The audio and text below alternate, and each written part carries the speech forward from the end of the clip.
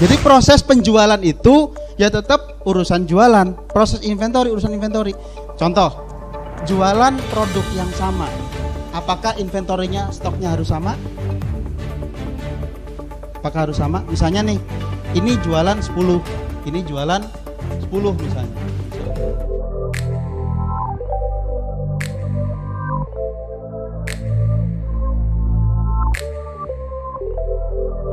Jurus kedua, lead time.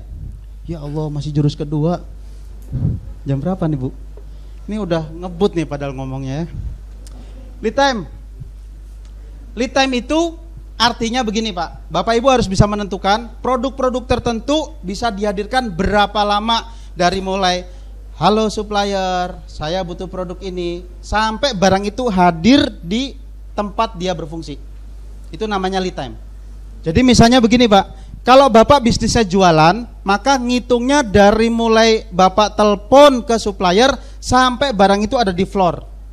Kalau Bapak Ibu bisnisnya manufaktur, dari mulai telepon sampai barang itu siap untuk diproduksi, itu namanya lead time. Jadi nyantol-nyantolnya di mana itu harus Bapak Ibu perhatikan. Khususnya barang-barang yang primer, barang-barang yang menjadi key resources bisnis Bapak Ibu. Yang kalau dia terhambat, maka bisnis Bapak Ibu bisa tertunda prosesnya. Maka harus dipastikan lead time-nya berapa hari. Atau produk itu mahal sekali, harus ditentukan lead time-nya. Atau produk itu sangat jarang ada di perusahaan, ada di dunia misalnya. Supplier-supplier susah ngadain itu, harus diperhatikan lead time-nya. Ya, lead time adalah waktu yang dibutuhkan dari mulai telepon atau WA-an gitu ya, sampai barang itu siap untuk digunakan. Itu namanya lead time. Tentukan barang ini 7 hari, barang ini 6 hari, bikin di sistemnya ya. Sehingga dengan begitu kita bisa estimate bahwa kalau saya lakukan barang ini, order barang ini, 6 hari lagi kira-kira baru nyampe di perusahaan kami. Apalagi yang barangnya harus impor, itu harus lewat pelabuhan, harus ada di depo ya, stacking di situ, terus barang itu kecantol sama bea cukai dan lain sebagainya. Itu harus diperhatikan. Yang pengirimannya sampai keluar pulau harus diperhatikan juga. Yang ketiga, karena pengantar ya, jadi otomatis judul-judulnya aja. Maximum and minimum limited of inventory. Jadi ada maksimum stok, ada minimum stok. Tentukan angkanya. Maksimum stok berarti stok itu nggak boleh lebih banyak dari itu. Walaupun ada jualan secara besar-besaran dari supplier, hati-hati. Biasanya si purchase-nya diajak entertain, si purchase-nya dikasih something, si bagian purchase-nya digitu-gituin, nah gitu. Akhirnya dia beli sesuatu yang nggak dibutuhkan perusahaan. Maka perhatikan itu. Purchase ini juga sering main, ya, karena si marketing sama marketing supplier itu bisa disuruh gini, lakukan segala cara agar barang kita laku gitu. Akhirnya suppliernya datang ke perusahaan kita ya, siapa nih bagian purchase, nah, ini, Pak, besok kita jalan-jalan yuk, nah, dikit-dikit gitu. Maka purchase yang seperti itu pengkhianat. Begitu ketemu pecat, tidak perlu dikasih SP. Kenapa? Dia pengkhianat. Kita sedang merumuskan proses agar inventory manajemennya bagus, dia merusak untuk kepentingan pribadi. Dia adalah pengkhianat. Pak, ini orang bagus Pak, walaupun dia jadi pengkhianat, ajak ngaji, ya gitu. Biar dia sadar bahwa dia harus berpikir, saya tidak boleh untuk kepentingan saya dan supplier. Saya dibayar, saya merelakan waktu saya untuk kepentingan perusahaan saya yang bayar. Kayak gitu. Nah, kalau ada yang main-main kayak gitu, otomatis kita eliminate. Demikian juga minimum stok. Minimum stok itu ketika barang udah di posisi yang nggak boleh lebih rendah lagi. Ada faktor proses lead time tadi, ada faktor proses yang menyebabkan naik turunnya potensi penjualan, naik turunnya rencana pembelian, maka minimum stok harus ditentukan.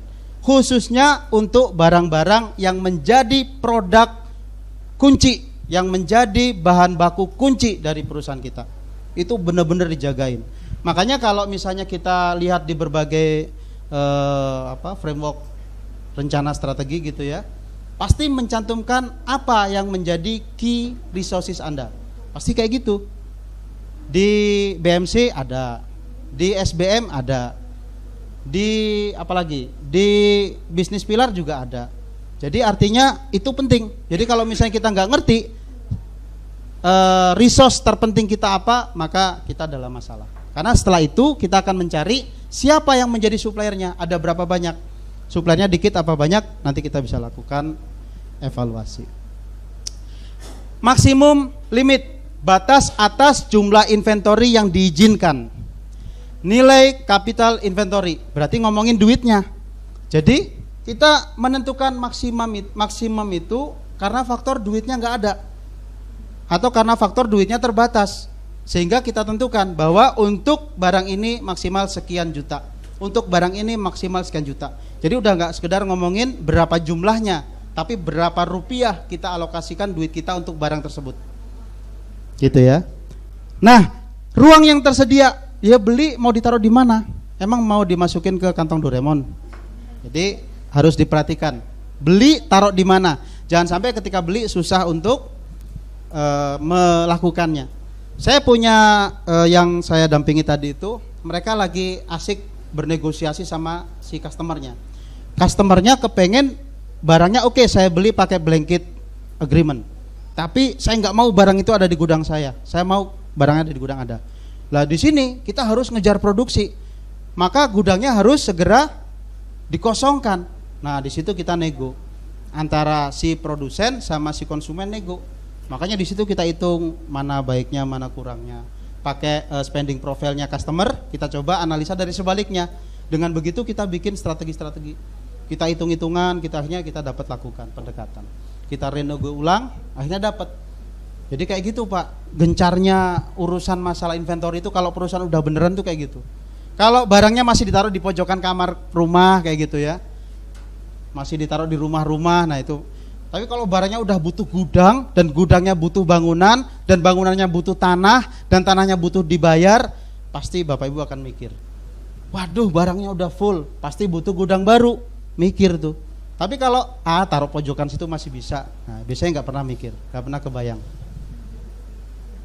Kemungkinan rugi, biaya pemeliharaan toko outlet gudang, kemungkinan fluktuasi harga, beli banyak tiba-tiba harganya turun, rasain kayak gitu ya. Tapi kan bisa jadi Pak sebaliknya, beli Lombok 10.000, besok harga 100.000. Sifat musiman pasokan bahan baku barang, ya kayak gitu-gitu kita mainin harga itu bisa pakai agreement juga. Ya agreementnya kita pakai pendekatan sparing price. Jadi harga naik, harga turunnya kita tentukan, kita sepakati untuk kesepakatan sekian bulan. Kalau harganya lagi naik, mentoknya di angka sekian. Kalau harganya turun, mentoknya di sekian. Sehingga kita nggak ngambil untung terlalu besar ke supplier, supplier juga nggak untung terlalu besar ke kita. Atau kita nggak rugi terlalu besar, supplier juga nggak rugi terlalu besar. Kita bikin kesepakatan itu. Itu nanti ngomongnya di spending profile management. Batasan yang diberlakukan oleh pemerintah, jadi pemerintah bikin aturan bahwa perusahaan A maksimal harus boleh punya sekian, itu juga diperhatikan. Kemungkinan perubahan mode dan kebiasaan. Lalu cara mencarinya, menghitung berapa jumlah rata-rata, cara ngitungnya ntar kita bahas di lain waktu. Penjualan pemakaian barang dalam setahun, cara ngitungnya kita bahas di lain waktu. Dibandingkan dengan period ordernya, ini juga kita bahas di lain waktu. Ngitungnya lama Pak, kalau simulasi bisa 1 jam sendiri. Dengan berapa jumlah aman dan seterusnya. Nanti kita discuss di lain waktu. Pokoknya tahu aja kayak gitu. Minimum limit, batas bawah jumlah inventory yang diizinkan. Perhatikan lead time supaya pas waktunya barang butuh, nggak sampai kehabisan barang. Tingkat konsumsi material selama lead time berlangsung, penjualan rata-rata gitu. Pak gimana Pak kalau ada penjualan drastis di luar ekspektasi? Ya itu berarti resiko.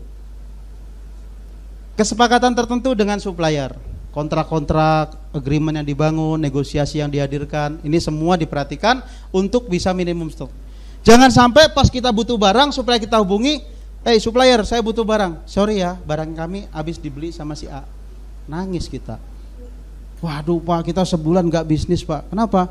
Suppliernya gak ada, kita masih cari-cari belum dapat. Makanya jangan 1 supplier, minimal 2 itu masih rebutan, minimal 3 gitu. atau 4? Gitu ya, Bah ya? Ya, Abah 4 supplier, Bah. Minimum stok jumlahnya ditentukan dari penggunaan rata-rata dengan lead time pemenuhan barang, ya. Jadi semua by angka, semua berbasis data. Jadi kalau kita inventory management masih pakai hitung-hitungan di kepala, saya nggak tahu seberapa canggih itu kepala, atau seberapa sederhana bisnisnya, kan bisa dua gitu. Kalau bisnisnya udah makin kompleks, udah pasti angka yang kita mainin dan data kita hadirkan. Barang A rata-rata digunakan per hari sekian, bla bla bla, maka minimum stoknya sekian. Nah, ini ada simulasinya. Nanti Excelnya juga ada, kita bikin. Nah, ini estimasinya. Jadi di sini ada maksimum, di sini ada minimum. Titik order belinya kapan kita bisa tentukan. Maka ada safety juga nanti di atasnya, kita bisa mainkan di situ. Ya, contoh. Nah, ini sebenarnya dikasih tahu, Bapak Ibu searching di internet bisa sendiri sebenarnya. Saya kan cuman pointer aja ya, yang tadinya nggak kepikir, oh jadi kepikir. Tadinya udah mikir, tahu siapa yang mau saya ajak diskusi kalau misalnya ketemu masalah itu lagi. Jadi kalau expirednya lama, kita nggak usah mikir itu secara intensif, sehingga bisa memikirkan faktor lain untuk menentukan angka reorder point sama order quantity-nya. Kan faktornya macam-macam, Bu, termasuk biaya proses membeli itu. Kan kalau kita beli sekali, maka potensi cost-nya 10.000. Kita beli 2 kali, potensi cost-nya 7.000-an, tapi 2 kali jadi 14.000.